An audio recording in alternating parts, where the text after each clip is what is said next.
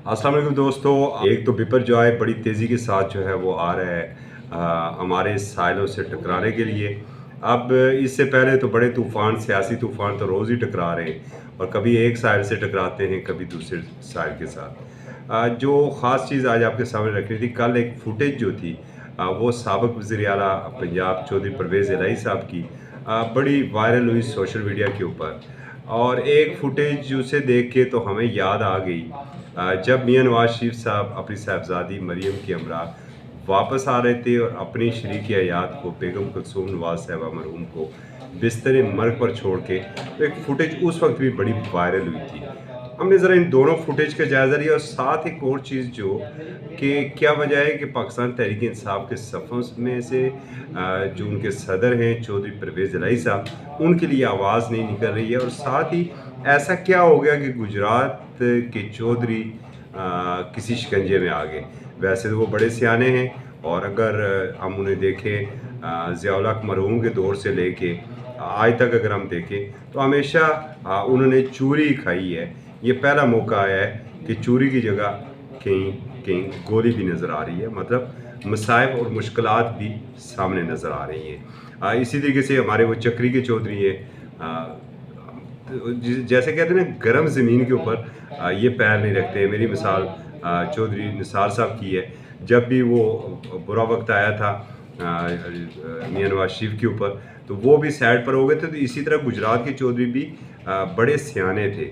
पता नहीं या तो उन्हें वर्गलाया गया, शायद अगर वो वर्गलाए ना जाते और उस रात वो मान लेते लाहौर में, तो ये नौबत आज नहीं आनी थी।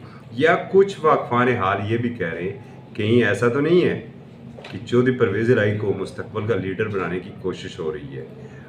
क्योंकि अगर वो पुलिस कस्टडी में मौजूद है तो मीडिया से उनकी गुफ्तगू किस तरीके से होगी, क्योंकि प्रेस कॉन्फ्रेंस तो उनकी थी नहीं। अमूमन तो ऐसा होता है कि जब आप जेल से आते और उसके बाद आपके लिए कुर्सी रखी गई है नेशनल प्रेस क्लब में और वहाँ पर आप एक प्रेस कॉन्फ्रेंस करते हैं, उसके बाद आप आज़ाद हो जाते हैं। मगर ऐसा यहाँ पर कुछ भी नहीं था। और जो उनकी मीडिया से गुफ्तगू थी, उन्होंने अपने हालत इज़हार के बारे में बताया कि 7 दिन हो गए मैं इन्हीं कपड़ों को धो रहा हूँ, इन्हीं कपड़ों को मैं दोबारा पहन रहा हूँ। फिर साथ-साथ उन्होंने ये भी बताया कि 6 बाई 6 फुट का टोटल जो है वो मुझे सेल दिया गया है, जिसके अंदर मैं सीधा लेट भी नहीं सकता हूँ। इत्तेफ़ाक की बात है, मैं चौधरी साहब से इत्तेफ़ाक इसलिए नहीं करता कि चौधरी साहब का कद 6 फुट से ज़्यादा नहीं है। तो अगर चौधरी साहब 6 बाई 6 कह रहे हैं तो मेरे ख्याल में लेट तो वो वहाँ से आराम से सकते हैं, लेकिन नहीं, ये नहीं होना चाहिए। सियासतदानों के साथ बिलखुसूस ये नहीं होना चाहिए। अभी वो मुल्ज़िम हैं, मुजरम नहीं बने। जब आप उन्हें मुजरम साबित कर देंगे, अदालतों में वो मुजरम साबित हो जाएंगे, तो उसके बाद जो उन्हें वो सज़ा मिलनी है वो सज़ा उन्हें ज़रूर मिलनी चाहिए। मगर इस तरीके से जो ये फेस है, ये जब ऐसा फेस मीडिया के ऊपर, सोशल मीडिया के ऊपर आता है तो वो कोई नेक शगुन नहीं होता है और फिर नफ़रतें ही परवान चढ़ती हैं। और सियासतदान बेचारे, मैं तो इन्हें हमेशा बड़ा मज़लूम कहता हूँ, क्योंकि जिसका दिल चाहता है इन्हें चोर डाकू बना देते हैं, जिसका दिल चाहता है 10% का खिताब दे देता है, या फिर उन्हें उठाएं और जेलों में डाल दें। देखा जाएगा जब तफ्तीश होगी और तफ्तीश पे बेगुनाह निकल आए तो बेचारों को जेलों से राहत मिल जाएगी। मगर उन जो अय्याम उन्होंने जेलों में गुजारे, कभी उनकी ज़िम्मेदारी कोई कबूल नहीं करेगा कि ये किस जुर्म की सज़ा पाई है, ये भी याद नहीं। जैसे आसिफ अली ज़रदारी साहब आज जिन्हें मर्द और का भी खिताब दिया जाता है, 11 साल उनकी जेलों के अंदर गुजरे।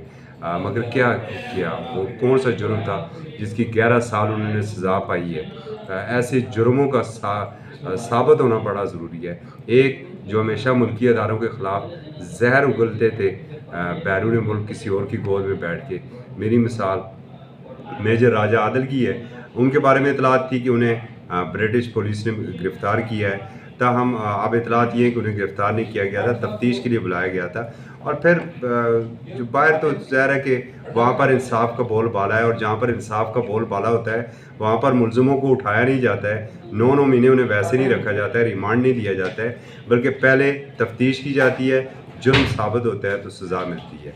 अल्लाह करे ऐसा निज़ाम हमारे मुल्क में भी आए। हमें चौधरी परवेज़ इलाही साहब से पूरी हमदर्दी है, और अगर चौधरी परवेज़ इलाही साहब को लीडर बनाने की कोशिश हो रही है तो ये एक बड़ी अच्छी काविश होगी। मगर तहरीक इंसाफ के कारकुनों के दिलों में हमें चौधरी परवेज़ इलाही साहब का दर्द नज़र नहीं आ रहा है। और जहाँ तक चक्री वाले चौधरी साहब हैं, वो फ़िलहाल खामोश है। और फरजंद रावलपिंडी जो बड़ी बढ़ के मारते थे और इमरान खान को मरवाने में बड़ा किरदार फरजंद रावलपिंडी का है, आजकल पता नहीं वो क्यों खामोश है। चलें, आने वाले दिनों की मैं अगर कोई अपडेट मिली तो आपके सामने रखेंगे। इजाज़त दीजिए, अल्लाह हाफ़िज़।